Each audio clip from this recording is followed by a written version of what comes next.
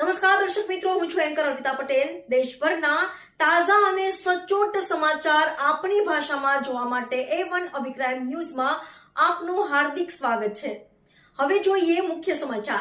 કચ્છમાં શિક્ષકોની ઘટીને લઈને દિવસે ને દિવસે વધી રહ્યો છે વિરોધ। શિક્ષકોની ઘટ મુદ્દે વિદ્યાર્થીઓએ રામધૂન બોલાવી।